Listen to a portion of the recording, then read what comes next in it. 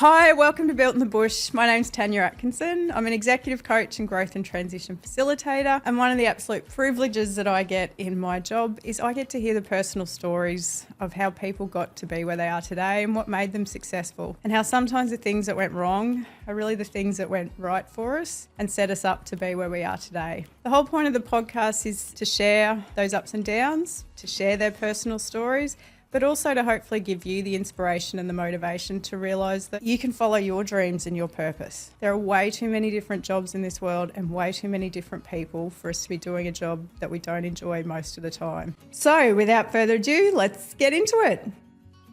Hi, Jess Galvin. Welcome to Built in the Bush. Thanks for making the time and joining us today. Thank you. A bit nervous. Hopefully it goes okay. I'm sure it will. Nerves are good. You and me both. So just to introduce, Jess, I have got on here today. Jess, I had the pleasure of meeting at, was it AgTech or one of those conferences in Toowoomba back in 2016, I think. Many years ago. We were probably the only primary, or 2017, anyway, the only other female on her own there, so we managed to find each other. And the reason I wanted Jess on here today is she's one of these brave people that has left the corporate world and the career ladder to start her own business. But I'll let Jess introduce herself. And what do you do now, Jess? Yeah, so I am now the Director of JG Audit and Assurance, and we provide external audit services mostly to not-for-profits, trusts, self-managed super funds, and a few handful of for-profits, but they're more the industries that I am really passionate about and enjoy. So the for-profit ones are mostly all the ag, operating in the ag industry. So I do like a feedlot and bean growers and those kind of entities. And so we'll get back to the Built in the Bush part. So built in, where were you born? I was born in America, but I don't hold that against me. We won't hold that against you. I was only there for 6 months. My dad is a vet and he was over there studying embryo transfer. So, and he dragged my mum along, and so she did nursing over there. So we were over there, for 6 months, and then I came back and on my dad's family farm in Stanthorpe. Fine-tuned then Stanthorpe? Yeah. That's where the bush comes in. So how old were you when you came back to Stanthorpe? About 6 months. Yeah, we're definitely not holding it against you being born in the US. No, it's just a pain in getting my, passport and everything. And things like that. Yep. So fine-tuned in Stanthorpe, stabled in? So I went to boarding school in grade 10 at St Ursula's in Toowoomba, but prior to that, Glen Upland State School in primary school, and then Stanthorpe State High School. Yep. And debuted in. So which town was it that you started either doing what you wanted to or realised what your purpose was? And because I got into uni there. I started doing uni in Armidale. I was doing a Bachelor of Commerce and also a Bachelor of Law. And I was working in a pub, which I absolutely loved. But then I thought, probably time that I grew up a little bit. So I still kept working at the pub, but I got a cadetship at an accounting firm in Armidale, and my interview was amazing. It went for like an hour and a half, and we didn't talk anything about accounting or anything. And then a week later, they called me and they said, "Oh, have you signed your employment pack?" And I'm like, "What are you talking about?" They're like, "Oh, you got the job." And I'm like, "Yay, what am I actually going to be doing?" And they introduced me to audit. I was like, "Wow, that's awesome." So you didn't know that that's what the cadetship was? No, initially. No, I had no idea. Yeah, it was just a job at an accounting firm. Yeah. Anyway. And then at what point after you started did you think, "Oh, this is my job. This is my loved purpose"? It. I had like my manager, Kylie and Lavi. They had me out on the ground straight away. I was off or bowling clubs, and I was out with clients and just chat away. And anyone that knows me knows that I love a chat, and I had a great time. And then audit traditionally used to have a busy season and then a bit of a quiet season. So then in the quiet time, I would go and I'd go over to Inverell and do tax returns, and I hated it because you'd just be stuck in the office, just plugging away numbers, had no one to talk to. And I was like, no, this is not for me. And I've never even done my own tax return ever. My brother does that for me. So tax is definitely outsourcing not my what thing. what you're not good at. Or that's great. Good tip there. Don't ever ask me to do tax return. I have no idea. But yeah, so that's how I discovered my love of audit, because auditing. Yep. Go talk to people. Yep. Yeah. And talk me through growing up in the bush. So it's our experiences that shape our beliefs. Yep. So what are some of the experiences or things that you think growing up in the bush, or attributes you have that have helped you get to where you are today and be as successful as you are? Yep. So my family, I think I'm 5th generation on that farm in Glen Applin, and it was a veggie farm. And then when I was a little kid, we used to have table grapes. And then my dad bought the farm off my grandma, and he turned it all into cattle. And then he's since grown, and he's got a few properties everywhere now. But my dad also worked away all the time. He was never really at home. So the farm side would be a lot of the managers at the time, and we'd have to work every holidays, every weekend, picking birds, chipping birds, picking rocks, getting the cows in, feeding cows in the droughts and everything.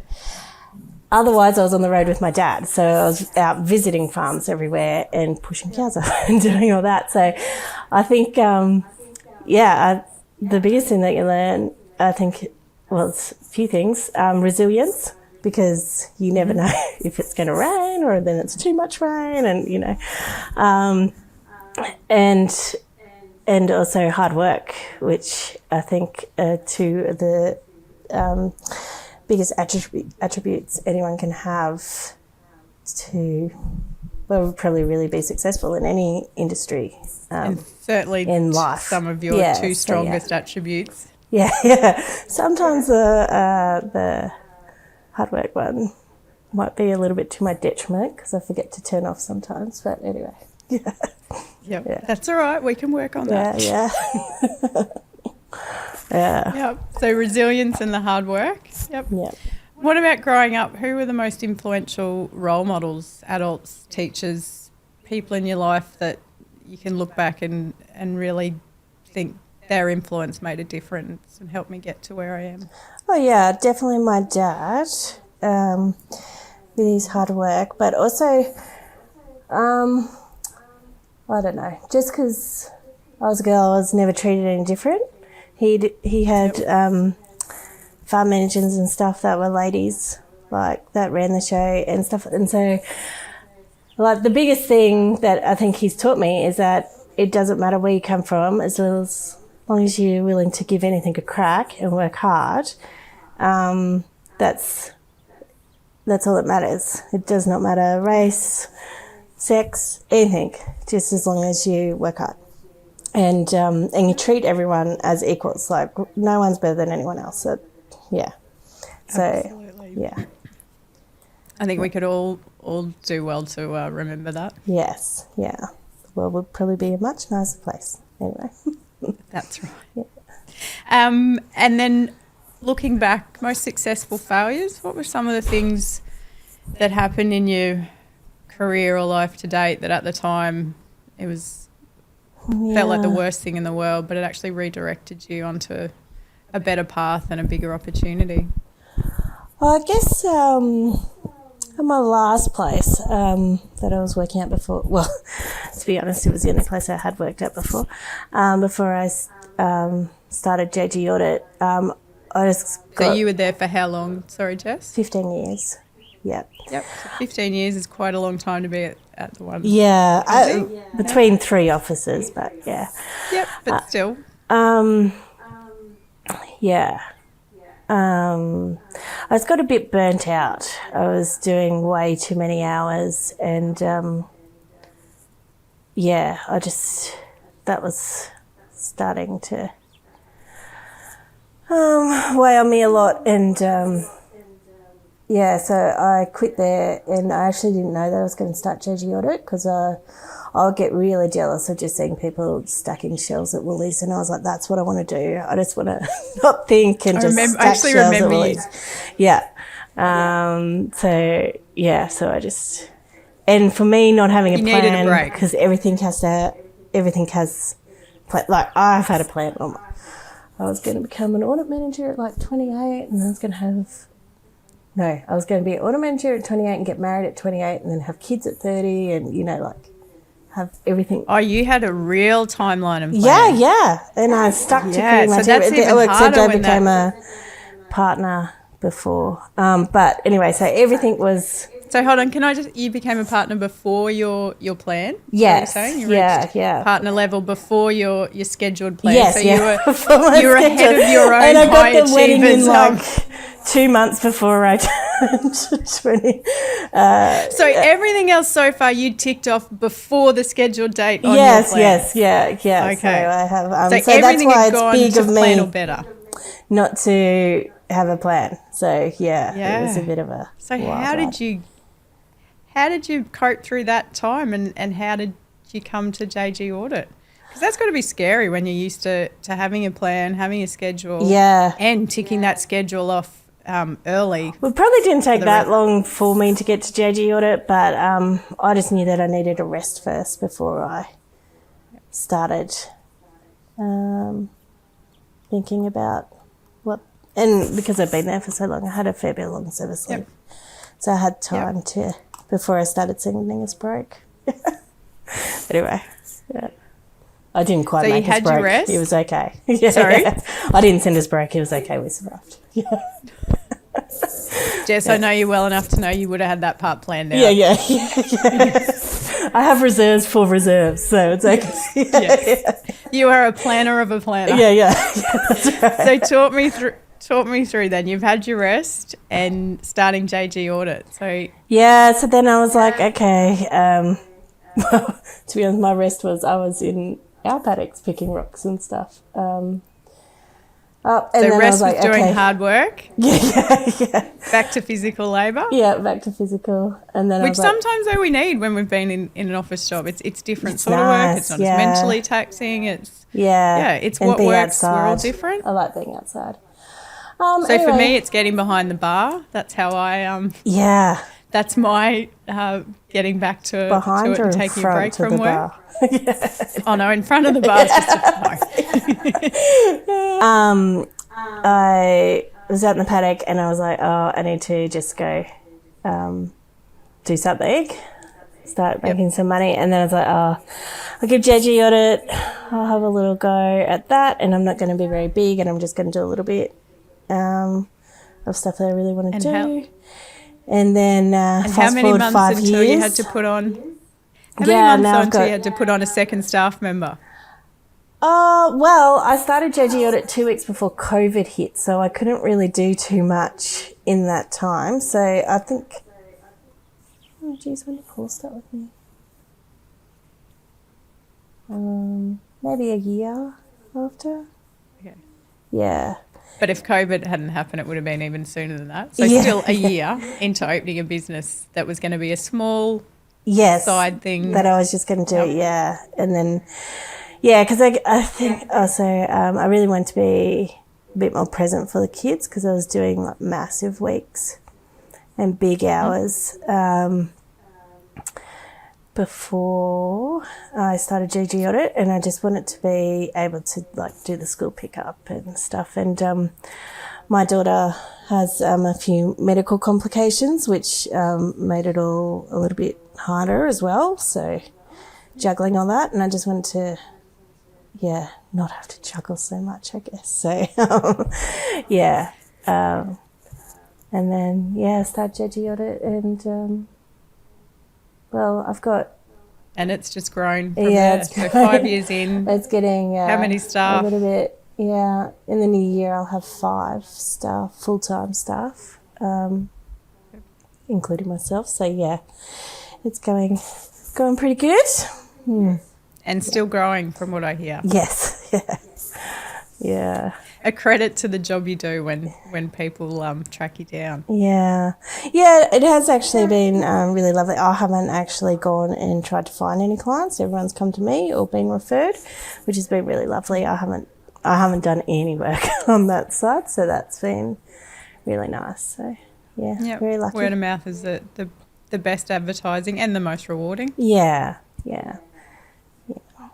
So when you think about your journey to date, what, if any, what seeds or what trees did you knowingly or unknowingly plant? So there's people or experiences that we meet early on in life, and then later on they end up being advocates for us. They come out of the woodwork track us down as a big client, some sort of supporter.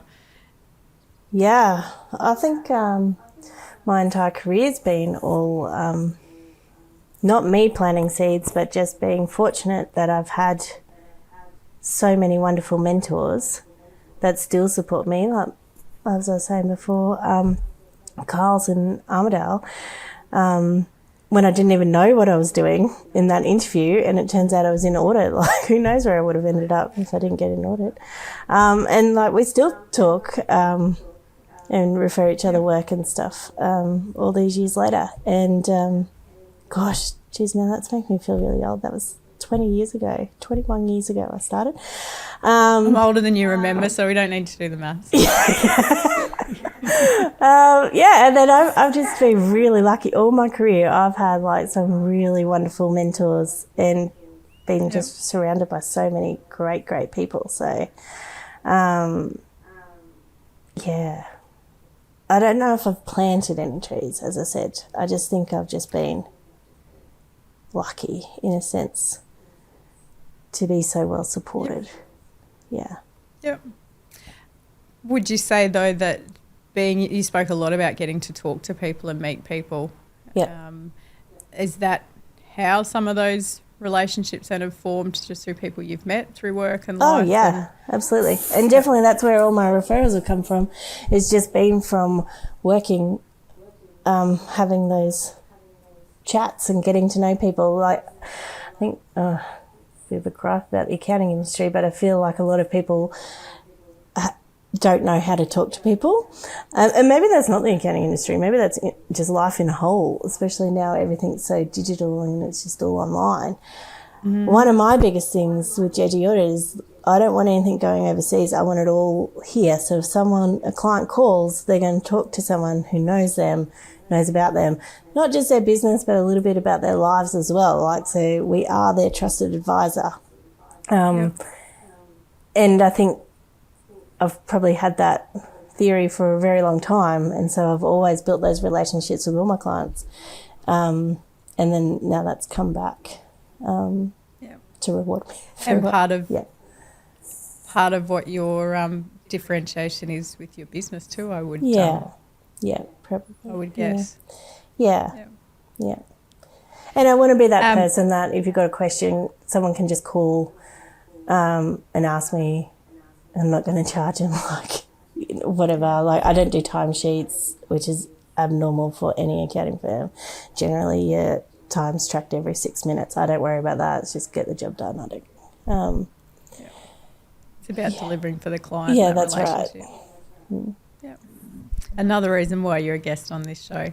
It's for purpose before profit. Yes. All right, so over the grid, we're going to have a couple of bumpy questions. Yep. Quick answers. First thing you do when you wake up? I get up and I make all the kids breakfast and then I start lunches. Yep. First thing you do when you wake up is make kids breakfasts? Yep. Experienced burnout before? Yes. Big time. And do you have a self-care routine? Nope. Definitely need one. I'm terrible at it. 2025 resolution. We'll take that off. We'll take that offline later, Jess. How did you come back from burnout then? I quit my job and went out picking rocks in the paddocks. And then followed your passion. Yeah, that's right. Yeah. Yep. Do you identify as suffering mental health or experiencing mental health? Not now, but I feel like everyone has some mental health challenges in their life at times. Yep. You know, and I think it's really important that people go and get that help that they need, and there should never ever be a stigma attached to it, because it is. Absolutely. Yeah, it is. Yep. And it's also not a lifelong. You can suffer mental health episodes and experiences, and it may not be something that you suffer. Yeah, for life. Forever. Exactly. Yeah. Yeah. I couldn't agree more. Best thing you've learnt from your worst boss? The value of people and your staff. Like, I think The value of what, sorry? the value of your people, your staff. You know, I wouldn't be where I am today if I didn't have great staff, because they support me. And, I'm very lucky. It's also a reason you have great staff is because you support them as well. Maybe. I've heard this from your staff, so Yeah. best thing you learnt from your best boss? Oh gosh, I've learnt so much. What is the best thing? I had this one boss and he told me that you should get this around the right way. Make sure that you don't work to live, and that you. No, wait a minute. I'm going to get that. You don't work to live? Yes. Yeah, you don't. You don't live to work. You don't work to live. You live. Yes, so you don't work. Oh, I don't know. You're going to edit this, right? That work. What's the gist of it? Like, you don't just spend your life at work. Yep. You know. Yeah. Yeah.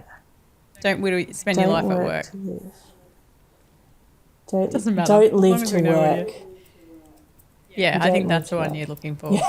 Anyway. Yep. Don't live to work. I always get confused, but it's always been like, yes, that's so true. Like, you need to make sure that you have a life outside of work, which I also struggle with sometimes, but it is very important to remember that. Definitely. Yes. Do you think you've got a bit more control over that now, though, having your own business? Yeah, absolutely. Can just duck out for appointments for the kids all the time, or have a day off for the sports carnival or whatever, which is lovely. And I also, I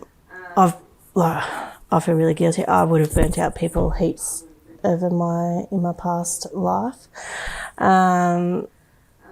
just because that was the culture and that was the norm, and I don't want that to be the norm or the culture at my work. So very adamant that my staff only work like they're 8 till 4. We don't do overtime. They don't do overtime. I'm not so good at that myself, but working on it. We're going to take that one offline as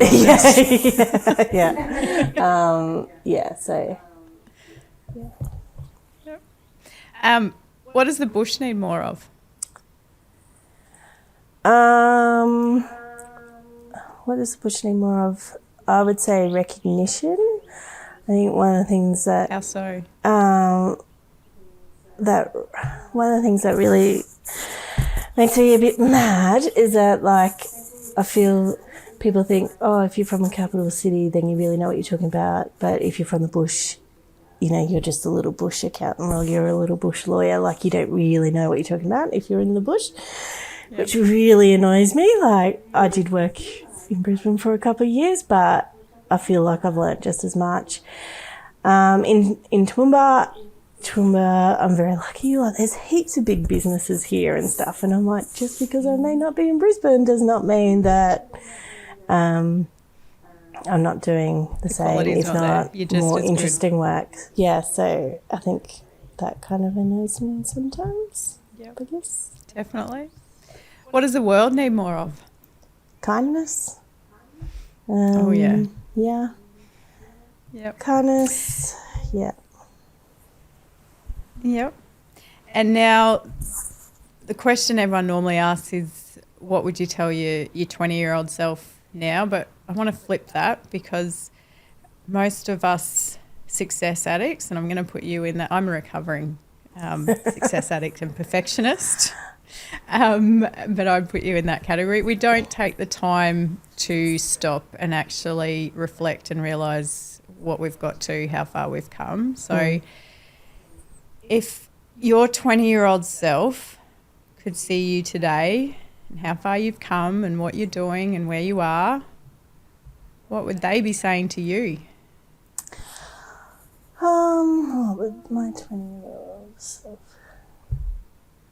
What would they be most surprised about?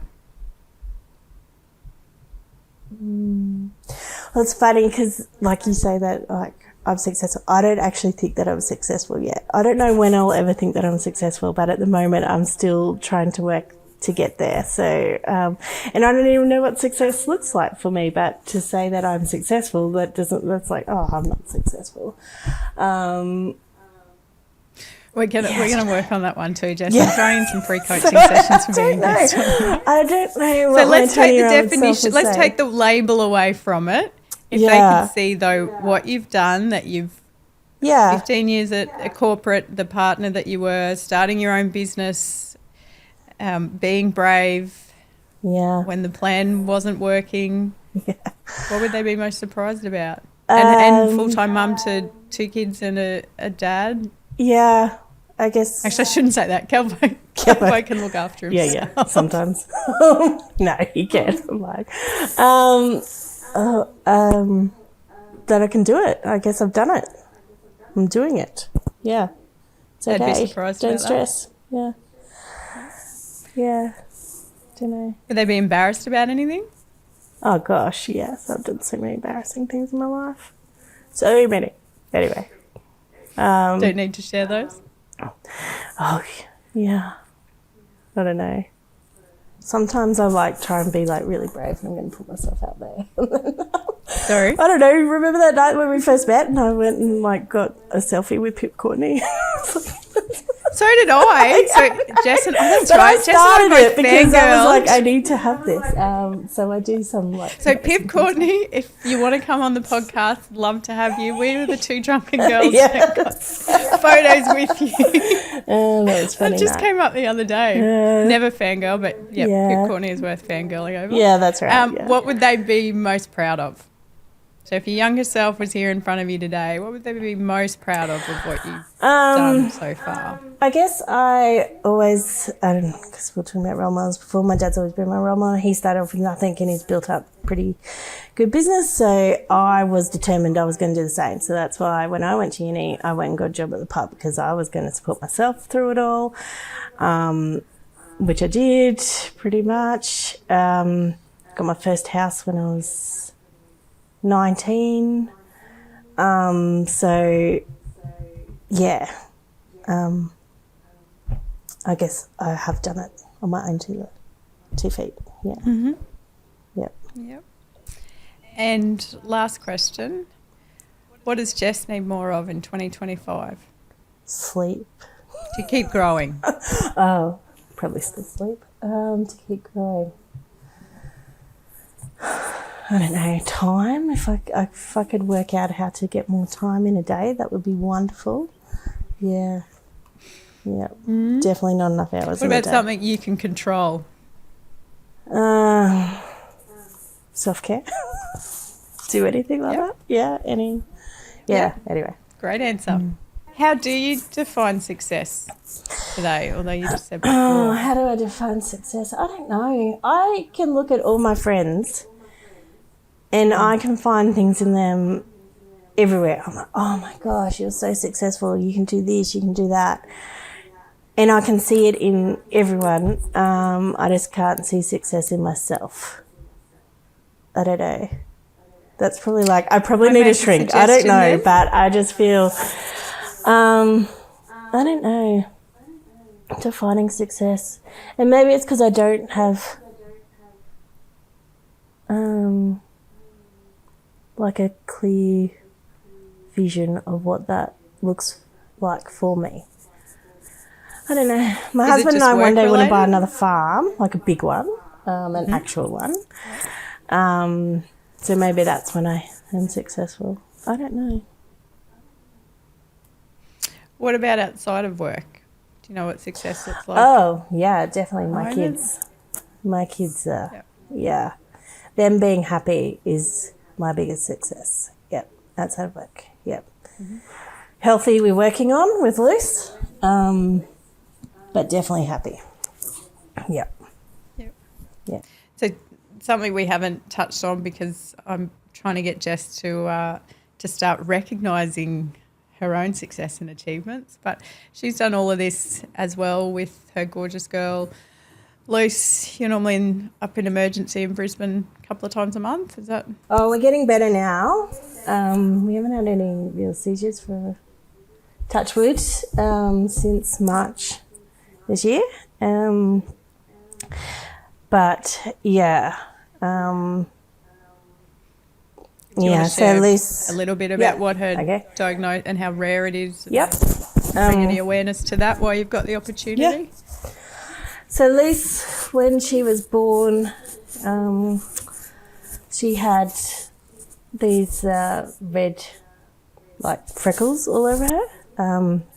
And because she had more than severed, we went and got a brain and liver scan, and it came back that she had some brain damage, and we discussed it with our ped, and he said, like, a lot of people could have brain damage and never know about it and live their life.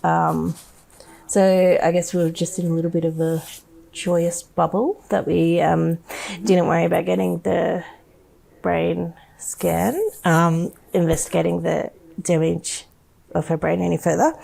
And when also she was born, she also had this bit of film over her eye that we thought would go away, and then it kept getting worse and worse. And Children's Hospital thought, when we first went down there, that it was like a pterygium, which is just like a bit of, I guess, a growth over the eye, which is easily fixed, like that's a little surgery.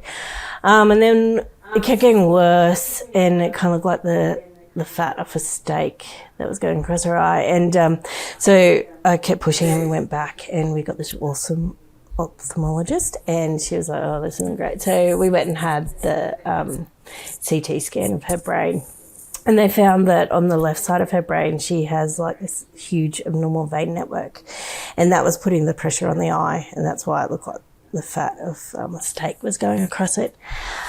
Unfortunately, though, no one knew what to do with that. So, because it was quite rare. Yeah, and we sent her results to like America and Canada, because my stepbrother's a surgeon in Canada, and he knew people, and so, and anyway, all around the world, and no one knew what to do. It just kept coming back, wait and see. And then, like, highly unusual, just wait and see, which is very stressful when your daughter's like 6 months old and you don't know what to do. And around that same time, she started having her first lot of seizures, which I think is probably attributed to, she's got both brain damage and this abnormal vein network through that left side of the brain. And I think that the veins is probably all the left side, like probably is going down the left side of the body, but because it's not causing any concerns at the moment, we've never tested it. So that was, a fair few years of just going back and forth. Like my maternity leave with her ended up taking like 7 months. I'd be down at Children's Hospital at least 3 or 4 days a week, getting more tests, seeing new doctors, brain surgeons, ophthalmology, neurology, just everything. Yeah.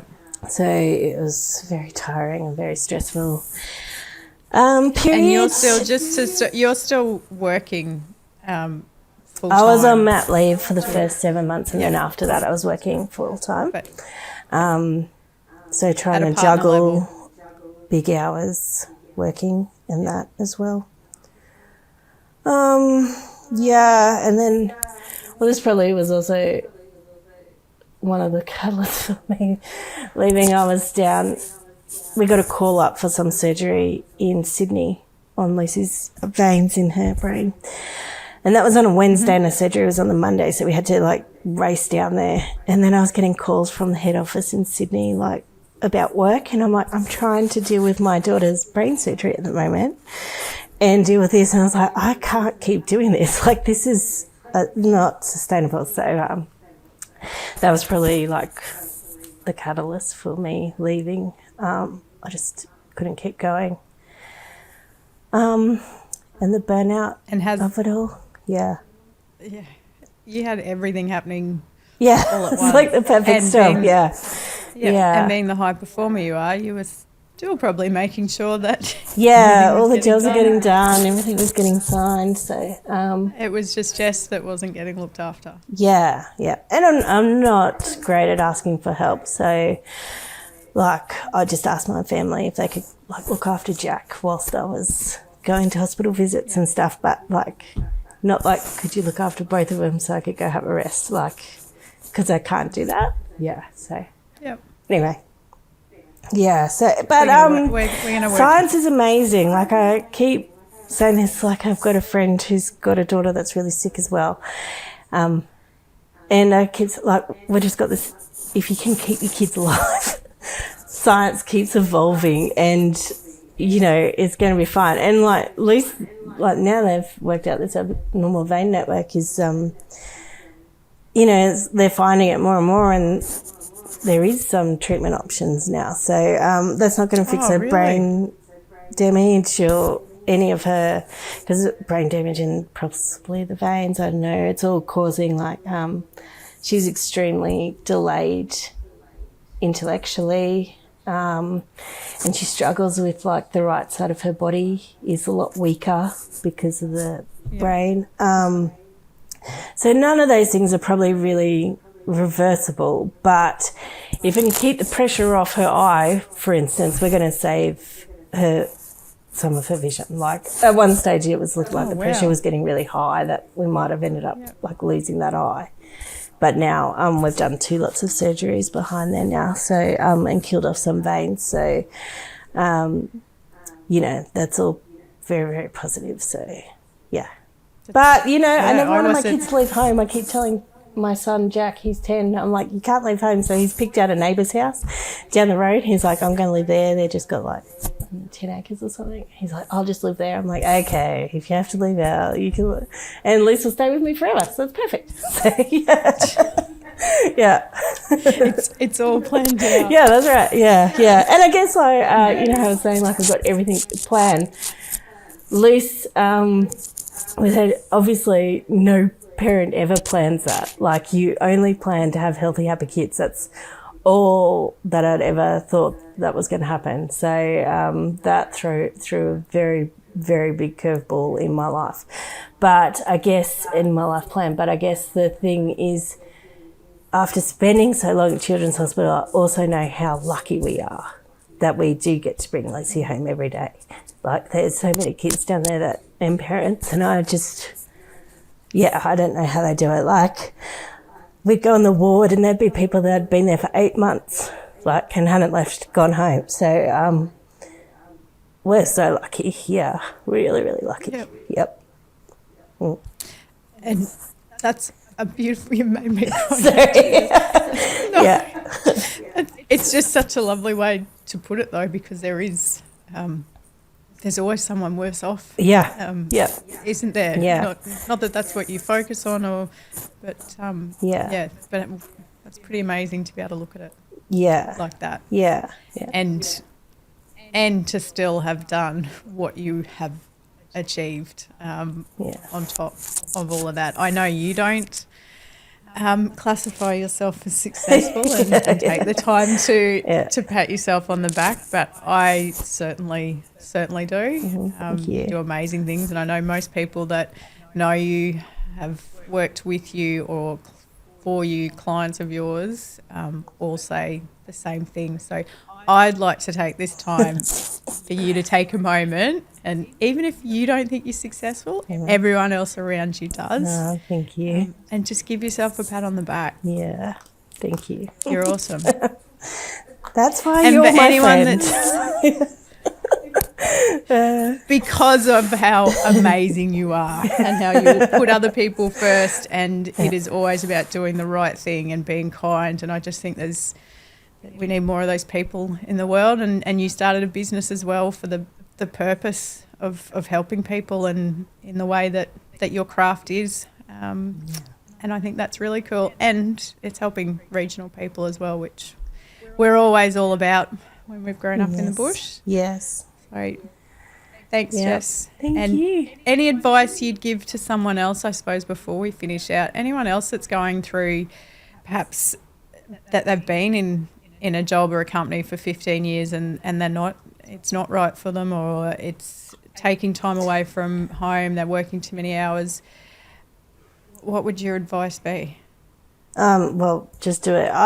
That's a regret. I think sometimes just do it. I should have probably, once I did go out, I was like, I should have done this years ago. But, maybe it wasn't the right time. I don't know.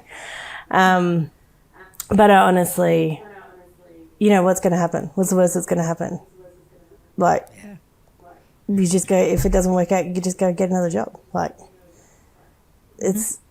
Your life shouldn't be defined by your work either, really. Like, you need to have things outside of it. Family is really, really important to me. So, making sure that you've got time for that.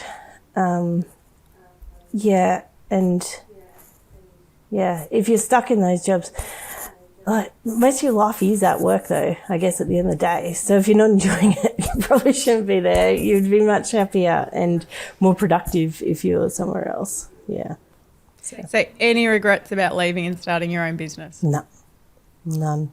Not a single one. No. Do it all over again? Yep, 100%. I'm also really lucky that I still do have a lot of friends there at the old place, and...